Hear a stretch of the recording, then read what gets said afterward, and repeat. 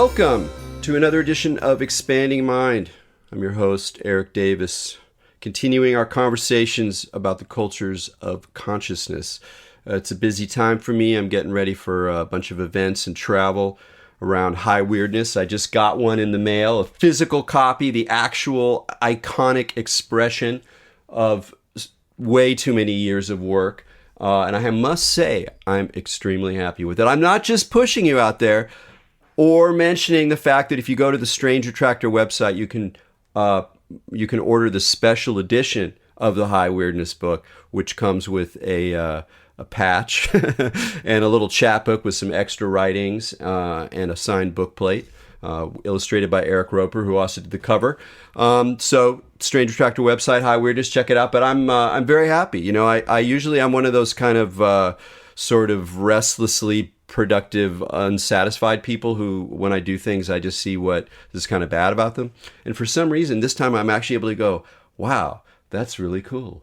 I really like this book. It's got good photographs. It all worked out. Really happy. So that's a nice little spring rejuvenation for me, and I'm feeling the magic in the air, definitely. And magic in the air is a good way to feel for our conversation today with the poet Janaka Stucky, who I first saw. I didn't know anything about him because I'm not that hip to poetry anymore. As you realized, a couple weeks ago, we did another poetry show on James Merrill, who is a dead guy. So I'm usually on the dead guy poet side of things, not because of lack of interest, just lack of reading time. So I was very happy to stumble into a Janaka performance at the Language of the Birds exhibit that Pamela Grossman put together at NYU in 2016, which was a great art event, really wonderful collection of pieces, and there were a few performances that went along with it, including Janaka reading. And Janaka reading is just no joke. I mean, the poetry is rich, esoteric, occult, impassioned, mystical, earnest, over the top, a breath of fresh air, ecstatic in a way that you feel like is almost impossible to get to in our like postmodern, ironic, hyper-mediated times, and you kind of like wonder how he pulls it off. And on the page, you might go, yeah, okay, he's just making those moves with language. Maybe I'm not buying it if you're a more cynical type. Not to say I am. I'm not that cynical when I read poetry. But seeing him live, you're like, woof, this guy is like walking the talk, as they say. And so I want to talk to him about his new book, Ascend. Just a few things about him first.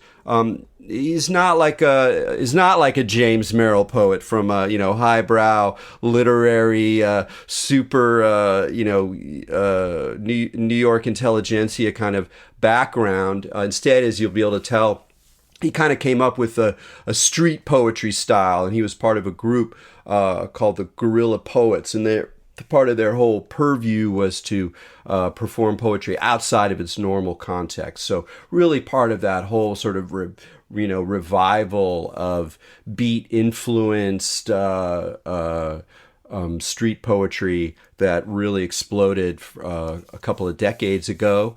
And then one thing that we'll talk about more for sure is that he had spent some time leading a neo-burlesque troupe called the Black Cat Burlesque, and sort of being a horror show MC under the name Jay Cannibal. And I want you to keep the horror theme in mind, because when you read articles about Stucky's poetry, they'll talk about the ecstasis, the love, the passion, the mysticism, and all that's true.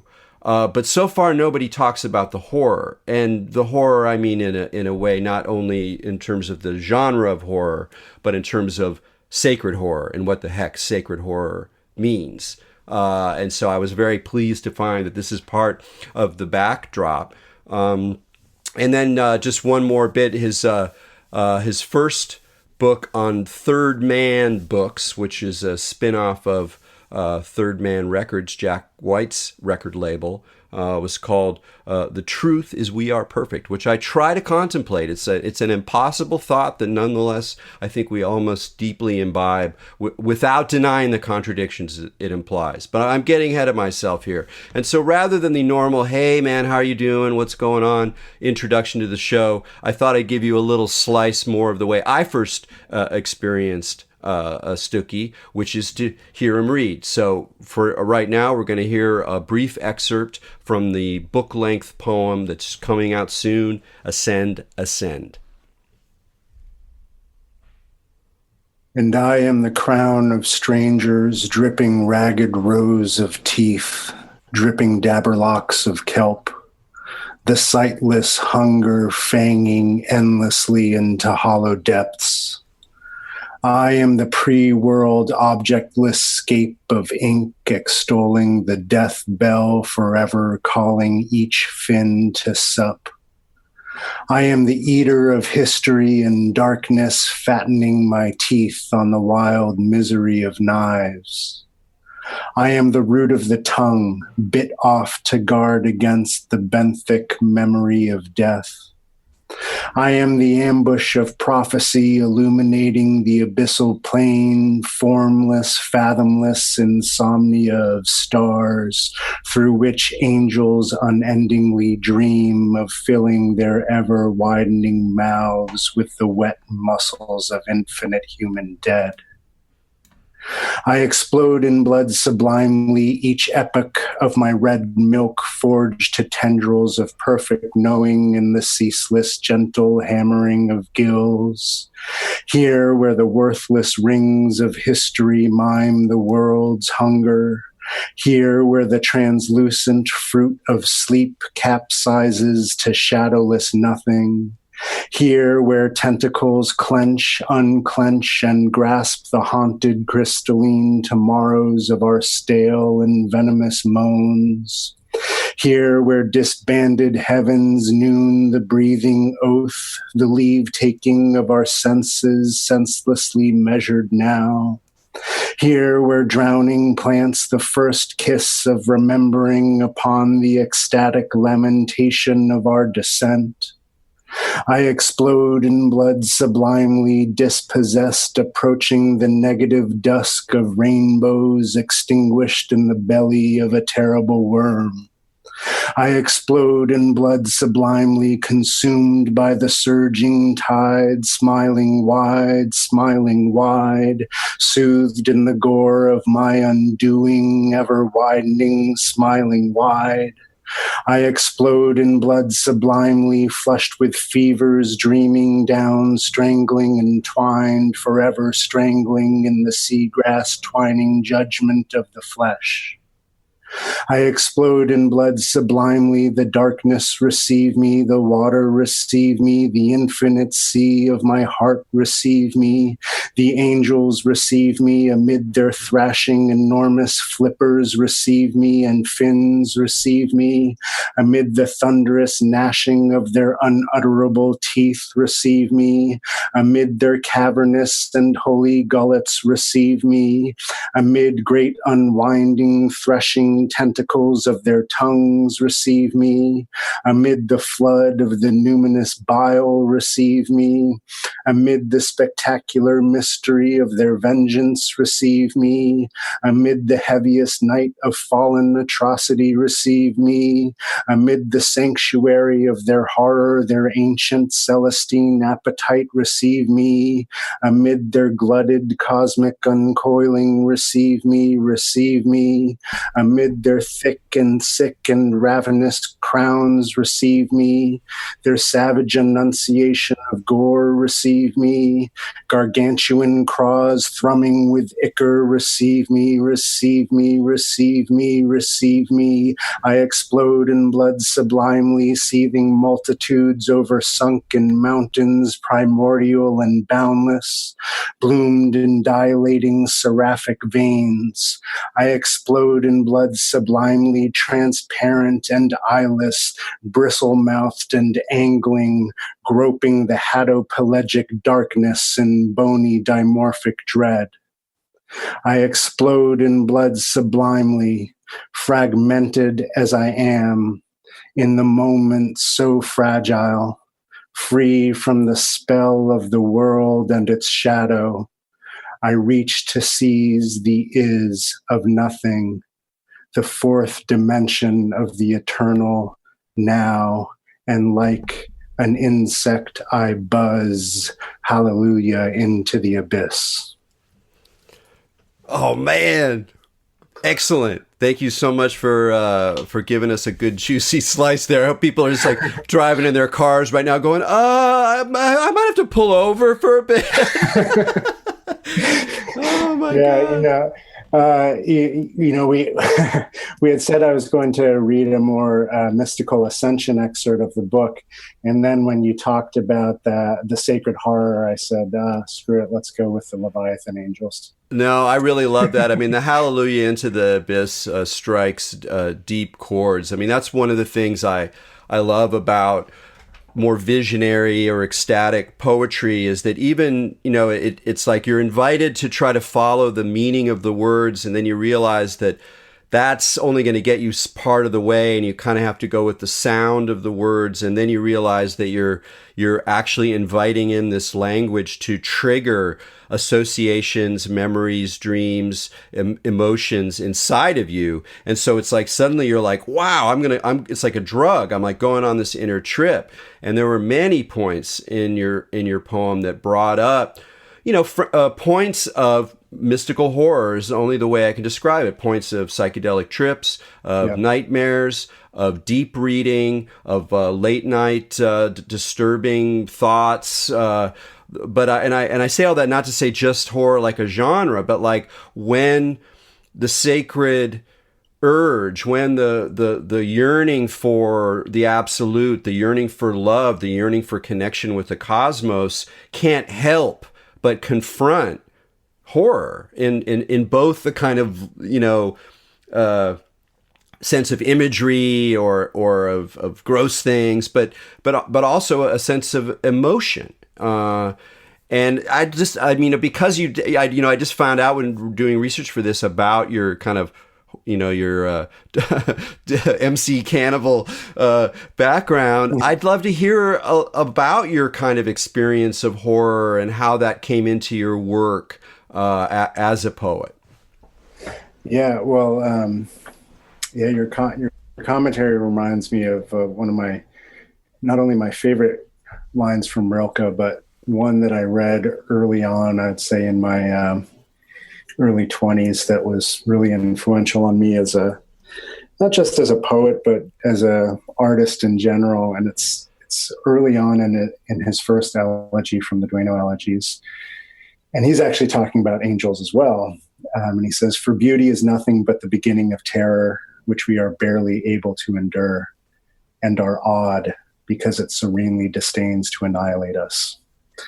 And the idea of these angels being terrifying, that's what awe is. It's that reverence and mixed with dread, because at any moment it could destroy you. It's so awesome. And I believe that can be not only can it be the heart of an aesthetic experience, let's take religion out of it, but just the heart of an aesthetic experience. But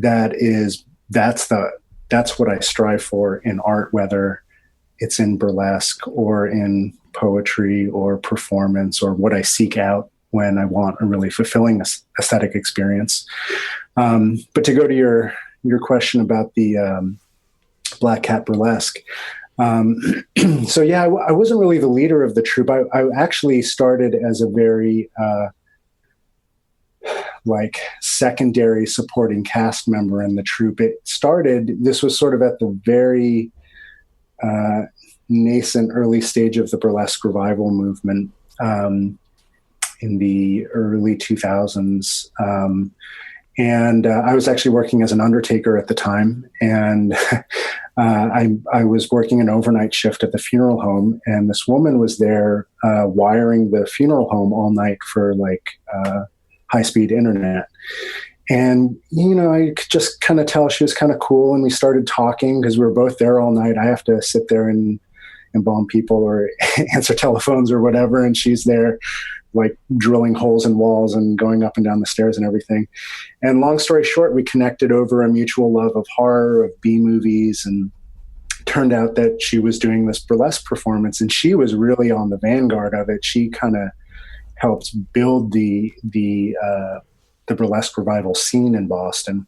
And she had gotten sick of doing the more sort of traditional vintage Peel, cutesy burlesque. And because she loved horror and because she was dating this really great illustrator, Mr. Roosh, who could make masks and costumes and everything, they started Black Hat Burlesque as this horror-themed burlesque, which no one was really doing back then. Everything was still very much in that traditional, like, vintage shimmy type of burlesque that you think of like Vegas burlesque or something. And I thought, oh man, that's so cool. My girlfriend at the time was a dancer and choreographer, and I thought, you guys should connect. She'd probably love to get involved in burlesque, and she's also a horror fan. And I started performing with them just because my girlfriend was doing it. We then got married. It was my first wife, but just to kind of like be the straight man. We were doing narrative scenes for burlesque. So like every act was this little vignette, and I'd usually play a monster or a straight man or a victim of some kind. And the idea behind what we were doing was, because burlesque itself has sort of complicated with ideas of the male gaze and trying to find feminist ways to turn that on its head. And then horror, of course, also has a long troubled history with misogyny as well. So we wanted to write these acts where the female was always the final girl, was always the triumphant character in it. And she was either outwitting a monster, or maybe she was more of like a Black Widow character who would seduce and destroy men or whatever. But that's how it got started. And then I almost dropped out. And then I sort of thought, well, because I'm not a dancer and I don't make all this cool visual art. What is there for me there? And then I decided, well, I'm going to create this character, Jay Cannibal. And I love like spook shows and B-movie stuff. And I'm just going to create a spook show night that's like hosted by Jay Cannibal. And my Jay Cannibal character, you can find him online. I've retired him for a number of years now, but it's all like skull makeup and black leather and leopard faux fur bondage pants and everything.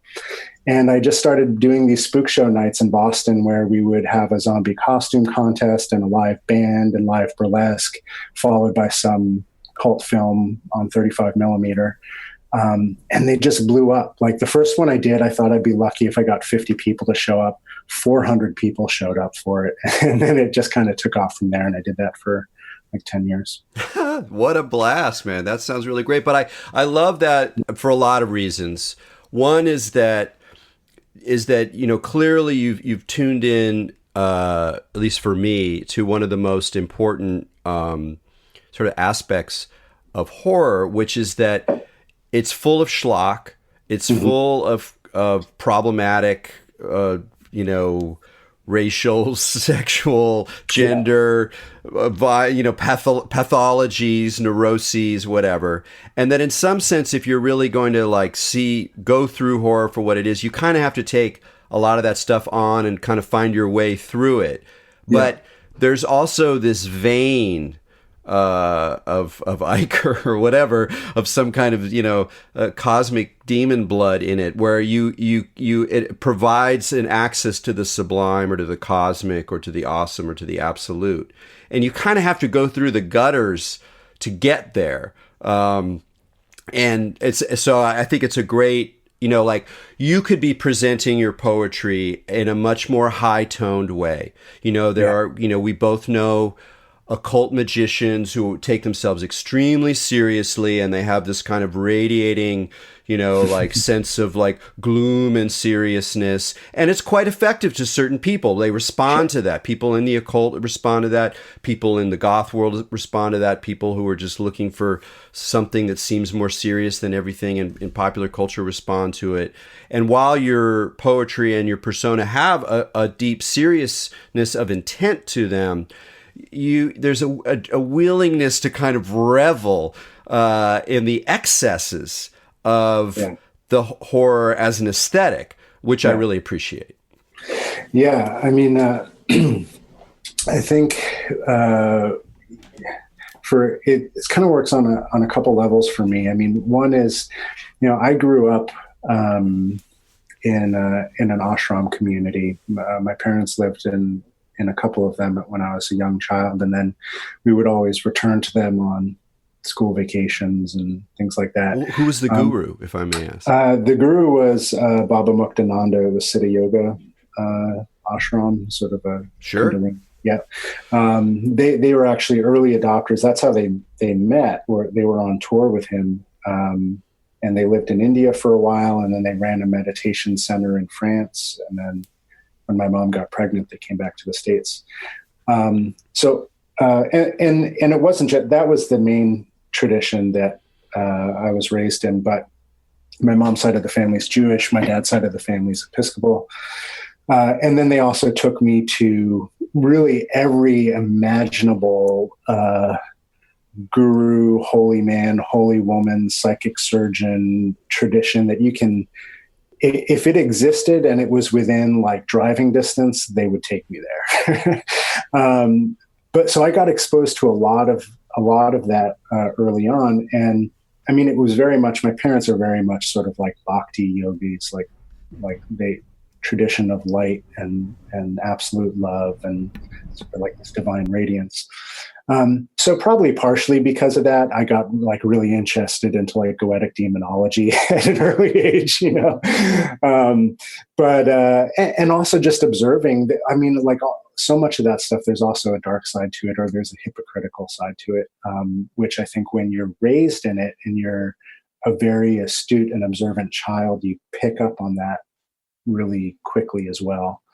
And so both because of like my early, you could kind of call it like goth punk adolescence interest in the darker side of the occult, and my upbringing in that sort of light working traditions, that's always the balance of those two is one I've always vacillated between in my work. Like it is both, and I try not to overcorrect either way, and try not to be like, oh, the world's a really dark and ugly place, so I only want to focus on the light.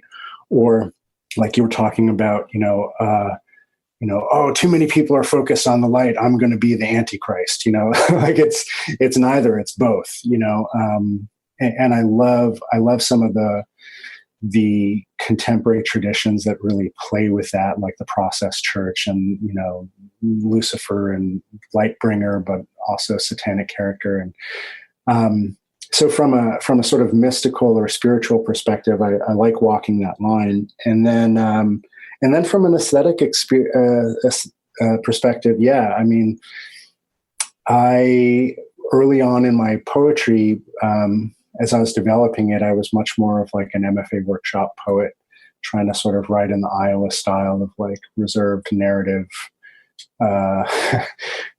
quiet work. And then I just thought, that this isn't me. Like I want drama. I want my early loves were like German romantics and French surrealists. And that's the imagery and the sort of maximalist aesthetic that I wanted to bring into my work. And it might not be as in vogue in contemporary poetry right now, sort of in the more academic world of contemporary poetry.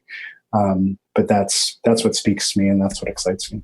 Well, I mean, it also requires a whole journey on your part. I mean, to become that kind of poet in the context where there's so much emphasis on other modes of poetry, you've got to go in your own journey. You can't just like decide to do that. You got to like put yourself into doing that, and that's of course part of what comes across. And indeed, part of the backstory of Ascend, which we heard a small portion of earlier, is that you not only put yourself into a ritual context over 20 odd days, and I want to find out more about that, what you set out to do and how you, what kind of practices you had and what you were willing to try as a kind of inspiration or a sort of site of a different kind of writing. So I'm interested in that, but I also want to, note right up on top that I'm also interested in the decisions you make as an artist to tell us that, like how you ride the tricky line of writing who you are, where you're from, what's going on with you, and then recognizing that there's a certain kind of quote unquote authenticity that then becomes part of how you are represented in the world. And those two things can be really interesting and have lots of tensions in them. So I just love to hear like how Ascend as a sort of ritual project as well as a poetic project, got going, and how you carved out that time, and how you set yourself up in a way to go through this rather harrowing journey that is recorded or simulated with these wonderful words. Yeah. So I think before I talk specifically about the book, but you asked a little bit about my choices as an artist to do what I do. So ascend aside, as a poet, working in, I guess, a more mystical tradition of poetry, I think a lot about how on a semantic level, we create the world through language, and there's biblical precedent for that. There's Talmudic or Vedic precedent for that. And so that, and in a more philosophical precedent, there's no thought without words. But from a magical perspective, that's basic level. That's a cantrip, and so the language or the magical power of language can be so much more if we wield it with intention. And that's what I love about poetry, that a great poem takes language, this material that's accessible to everyone, and it shapes it into a powerful spell. And all the techniques of poetic craft, metaphor, meter, image, symbolism, rhyme, all of those craft elements are also elements of a ritual. Yeah, even just like just some basic prosody. I mean, just the way that you enunciate. It's interesting, like having done some ceremonial magic, and so then you're doing it with a group where there's a script, so it's like scripted, Golden Dawn tradition kind of style, and then you have these scripts and people are playing roles. And, bless their hearts, but some people just aren't readers. And so it's like, comes off like real cornball, right? Like bad, bad, like high school theater thing, or, like goths or something. But like, I have a good reading voice. I studied poetry in college, and, I can, whatever, I can read. So I could take even the kind of trivial things and then, turn them into these events, and it would sound really good. But then I could sort of do that with a phone book if I wanted to, Right. Well, yeah. Of course, it helps if you have like a background in theater or something like that. I mean, I also have that. But I think even beyond that, I mean, you could still have that experience or that skill, that timbre in your voice. And if you're not invested in it, there's still something that's going to be hollow about it, and I do want my readings to be initiatory. There's something about that performative moment where our consciousness is altered. And even when I'm not reading something like Ascend that is a mystical text, even when I'm reading, doing a poetry reading where I'm reading a number of, love poems or other material, I don't choose anything to read that I'm not feeling in that moment on that day. I don't go, into a reading 2 days before, being like, oh, I'm going to read these poems. I kind of like the hour before the reading, I sort of pick my set list, or even in the moment, just kind of feel my way into it. And that's because I never want to utter a poem without concentration. I want to be in it. I want to be in the moment, and I want to be feeling it. And through that, sanctifying it, knowing it, reflecting on it. And I think that you talked about the ceremonial magic or the groups and the rituals. I mean, a spell is not a spell. Like, I don't know if you read Damien Eccles' new book, High Magic, but he talks about how like spell books are just recipe books. Like the ingredients of the spell or the ceremony, that's just a recipe, and it doesn't contain any inherent power in it. It's the intention and the energy that you inject it with as a magician that gives it its power. And I think that that's true about reading a poem or doing a performance too, is that when not only do I have to go into this trance state when I'm writing the work, but I have to go into that state when I'm performing it as well. Well, one of the interesting things that raises, it comes up with kind of, chaos magic is, in a way, chaos magic is premised on that point. There's nothing inherent in the system and the Golden Dawn, the names of God. Nothing is in it. It's all about intent and performance and event, what's actually happening in that event.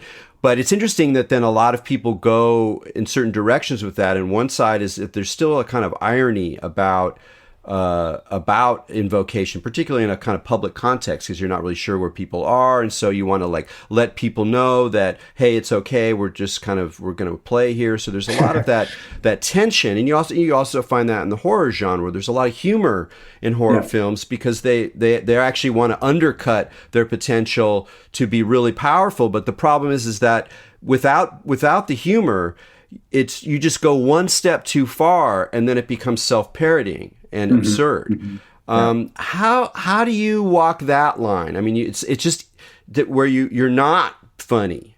I'm not going to be funny here, and that seriousness is an invitation for you to maybe confront things that you're not quite ready for. But for you, it's also a bit of a high wire act because it's hard to be serious about this stuff in a way in public. Yeah. No, I mean, I think the way that I find the balance as an artist performing it, or just as sort of like a public identity, is that I let the work itself be serious, because it is. I mean, it is. It comes from this like very introspective, but also ecstatic, like completely sincere, unironic place and experience.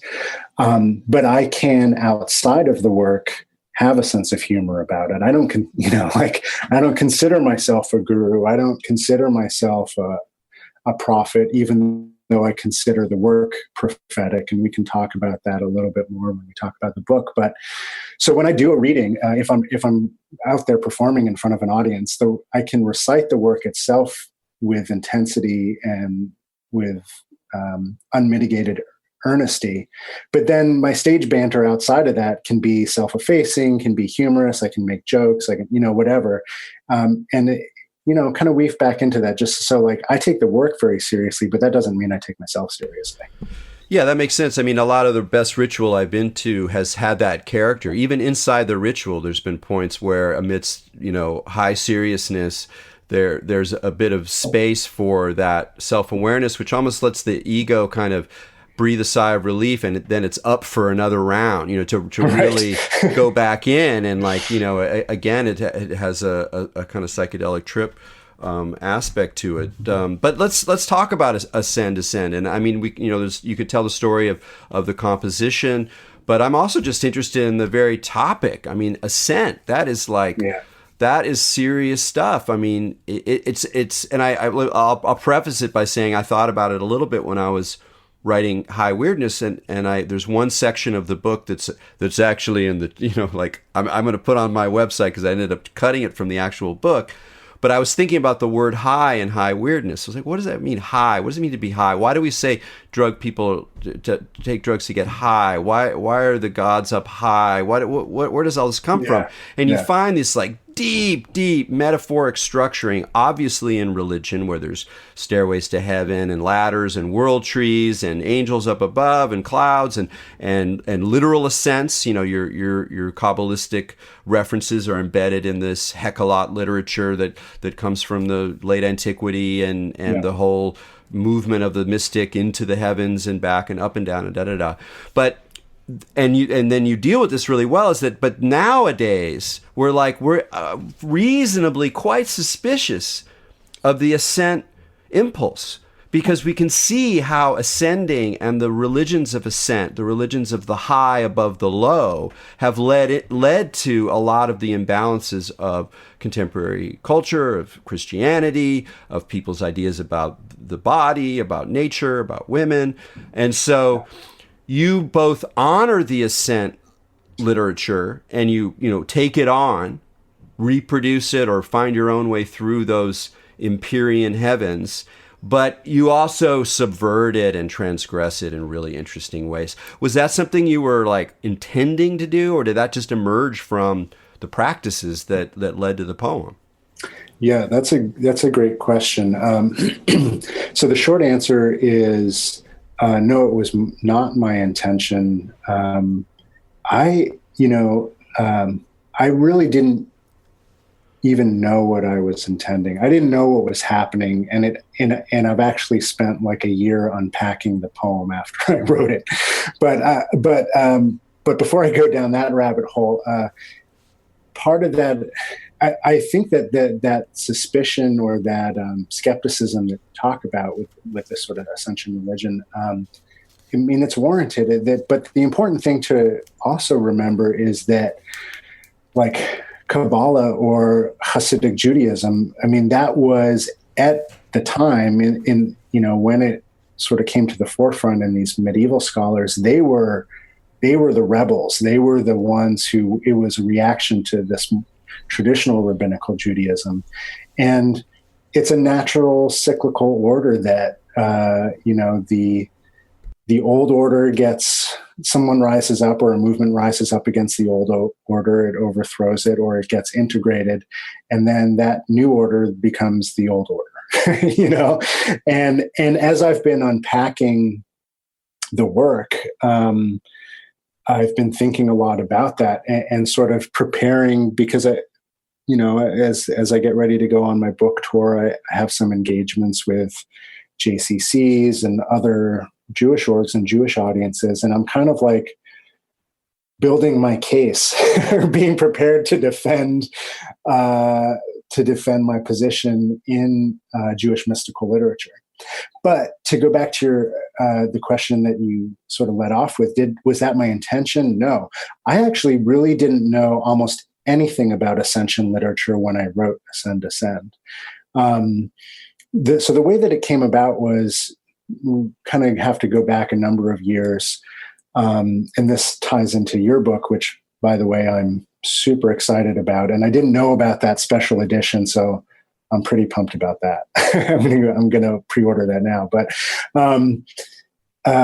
going back a number of years, I'm from my youth, pretty experienced psychonaut, although I don't partake very often anymore. But a friend of mine gave me some DMT. I'd never done DMT before. So I sort of, read a little bit about it, read a chapter or two in DMT, the Spirit Molecule. I read a little bit of McKenna's stuff. And then I was like, all right, I'm just going to kind of prepare myself. I was nervous about it because I hadn't really done any hard psychedelics in a number of years at that point.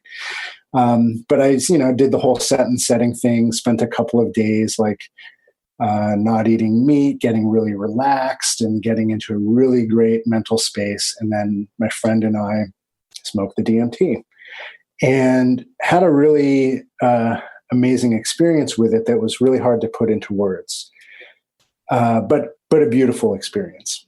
And part of that experience was I had this very tangible noetic vision this sort of structure constructed out of light with all these spinning concentric wheels and beings of light shooting up and down.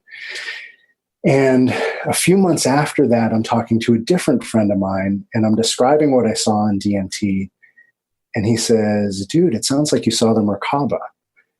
And I hadn't even heard that word. I mean, I grew up, again, my family's Jewish, but I think like a lot of Jews, I had no real exposure to Jewish mysticism.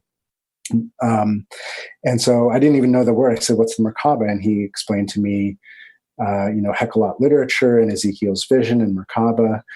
And I went and read Ezekiel's vision. I said, yeah, this chariot of God that Ezekiel is describing is what I saw. And, I say that with a caveat that what I saw could also be described as a UFO, or it could also be described as Terence McKenna's machine elves, But that's in the literature too. That's what's weird about when you read not just Ezekiel, but you go and you read some of the Heckelot literature, and you're like, my God, this is so sci-fi. This is so fucking weird. Just like angels with eyes all over their wings. That's crazy. Yeah. And, I think it's really interesting in that sense that, if you pull back a little bit and you just think of that out there is this, I was going to say Gnostic, but I want to even strip it further out from that, but it just like pure data, right? And that we experience that data through a variety of lenses. And if you're Jewish, then you're going to experience it as God's utterance, and if you're Christian, probably also that way. But if you don't have those frameworks, then maybe you're going to experience it as a UFO abduction or whatever cultural lens that you bring to it. And I think that's what's really interesting about, I'm going to say prophecy, again, because I'm talking through the Jewish lens here. But when I say prophecy, I just want to make it clear, I'm not talking about prediction or divination, but, divine experience. I think a lot of people, when they think prophecy, they think prediction, but a direct personal experience of the divine. And that's a subjective experience. And we communicate that based on whatever imaginative and intellectual capacities that we possess. And so when I started trying to then communicate that experience, when I started writing Ascend Descend, because ultimately I decided to go back into that state and witness that chariot and ascend through the heavenly palaces and do it without DMT.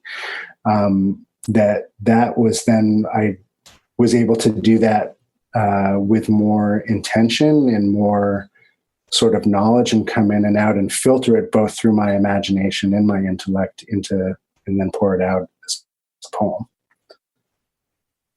That reminds me of one of the moments I really love in the poem where you talk about the great shame. And one of the things that I really appreciated about this poem from a literary and a aesthetic, literary and a kind of religious point of view or spiritual point of view, I don't really like either of those words. Yeah, I know.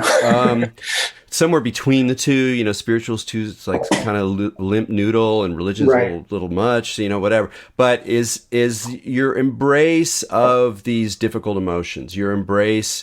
We can talk about the horror that's in the awe or the sublime, like staring into space and imagining the infinite voids. You get kind of freaked out. Yeah. That's true. But there's something that's much closer to home that in a way is kind of like the human emotional analog of some of those feelings. But these are feelings like shame, like profound shame, like existential shame and dread, where it's like,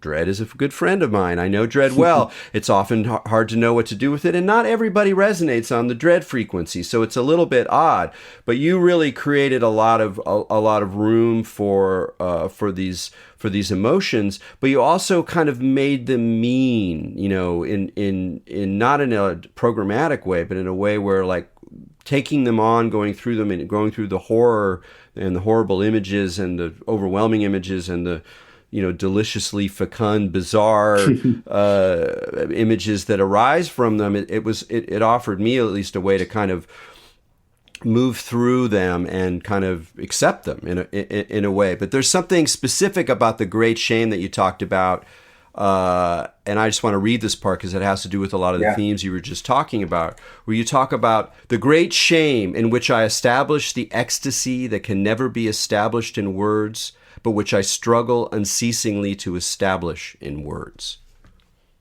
And that, I want to hear about, is there a link between shame and this apophatic problem, this problem of mysticism that you're talking about something you can't talk about? It's this classic problem in mysticism and mystical language, mystical poetry. But the introduction of the shame changed the whole equation for me. So how are you thinking about this great shame as a kind of moment in a spiritual journey?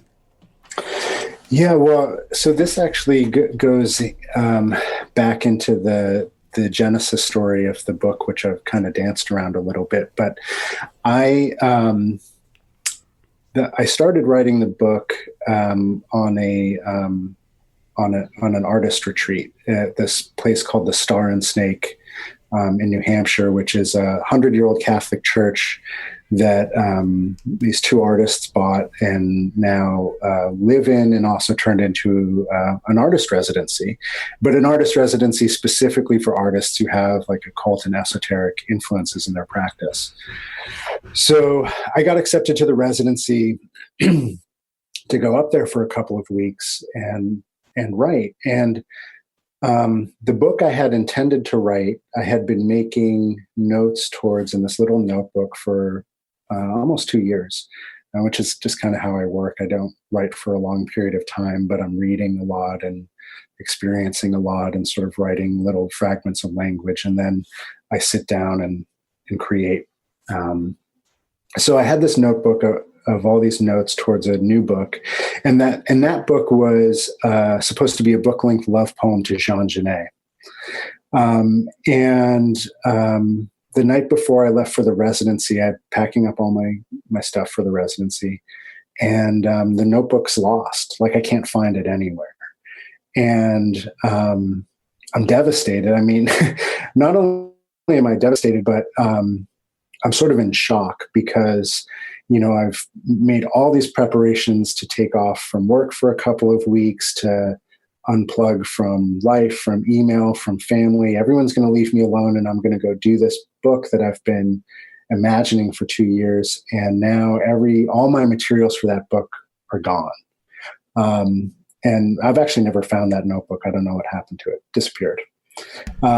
Wait, I have to say it's weird. It's a weird little synchronicity because in James Merrill's The Changing Light at Sandover, we were talking about the first book, the Book of Ephraim, and one of the backstories of that poem is that he in order to write about his Ouija board experiences, he first wrote a novel, and he didn't finish it, and then he lost the manuscript. So that kind of inspired the poem. Anyway, go on, please. Yeah. So I almost just bailed like the night before, and my wife actually talked me off the ledge and encouraged me to go, and she, said just treat it like an opportunity and create something new. She didn't cite Merrill, but that was the intention. So I just said, all right, I'll go. I'll figure something out. And then when I got there, because of the nature of the residency, it turned out there were a few other artists there who happened to be either sort of more formal students of Kabbalah and Thelema, or at least armchair philosophers of it. But it was through, I started just having conversations in the first couple of days, and then processing those conversations, as well as sort of fragments of what I had lost in this Genet poem coming back to me. And I started writing, and then as I started, and my writing process, by the way, has always involved trance. So I would be meditating and then writing, and meditating and writing. And that started taking me into higher and higher places. And then I started, there was a great library there at Star and Snake 2. And one of the owners, Nathan, gave me a couple of books to browse through and read on Kabbalah. And I started, just kind of using Kabbalah as a scaffolding or a vessel upon which I was able to give form to these amorphous mystical experiences I was having. And then a few days in, that's when like the structure of this book gelled for me. And I knew that I was going to ascend through the material planes and through the heavenly palaces and try to describe this vision that I had originally seen on DMT, but do that through like real ritual, magical, somatic practices and meditation. But that structure of ascension enabled me to develop a narrative structure for the poem. And, like I said, I used the Kabbalah because I'm Jewish and because I was interested in working in that tradition and because of the materials and the peoples that were available to me at the time of my ascent. Because otherwise, that type of ascension experience exists outside of time and outside of narrative, outside of description. So I had to choose some sort of lingua franca to translate that mystical experience into, and in this instance, it was Kabbalah. But what also crept into there was this epic queer love poem that I had originally intended to write to Jean Genet. And if you're a fan of Genet's work, he also has this sort of, Saint Genet where, but his tenets are like deception, thievery, betrayal, and through like denouncing everyone, that is how you attain sainthood. But shame is a big part of his trope too. So I sort of brought all of that in with me, and this idea of shame and ego death being part of the experience of the divine works its way into the poem and into that specific section of the poem as well. Ah, okay, that makes sense. It's amazing. Again, it's like the Merrill thing where how an absence or a frustration, a creative frustration, sets the stage for something else, and it's a good lesson for us all in terms of not getting what we think we want, and going on forward. But one of the things happens in the poem is, of course, there's an ascent. There's this sense of moving upwards into the heavens, into these other dimensions. But then there's also this descent. We got a nice slice of that at the beginning where we're like back into the gushy stuff and like the no escape, and into the body and into the gross parts of the body and all of these sort of domains that are in a more typical old school esoteric or cosmic system would be the low. Yeah.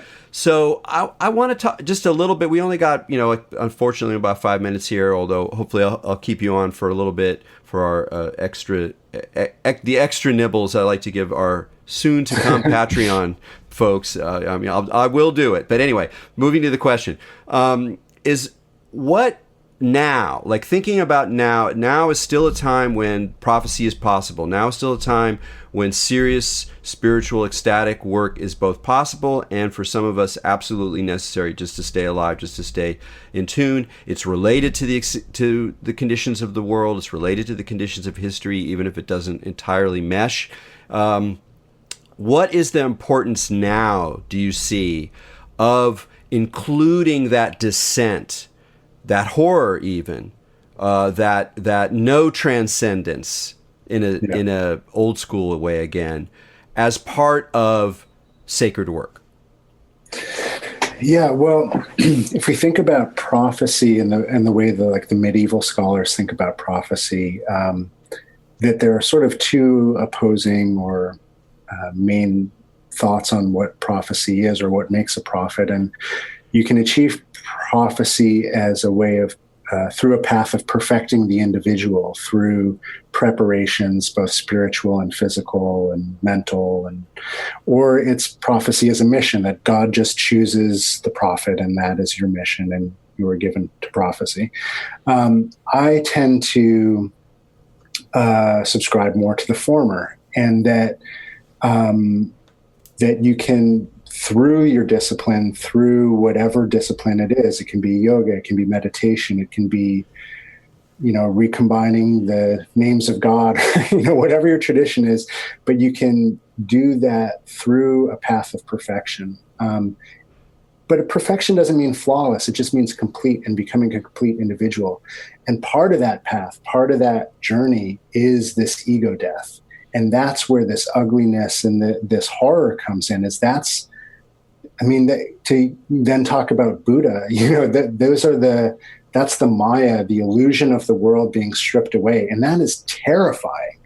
That is a horrific, terrifying, panic-inducing experience. That's the cosmic horror. But if we pass through that, if we get chewed up by these angels or these old gods or whatever you want to call them, and then what's left is this essence, and that's what ascends. It's the category that, or the part of the consciousness that has no category to put anything in, and that's the nothingness of the divine, I guess.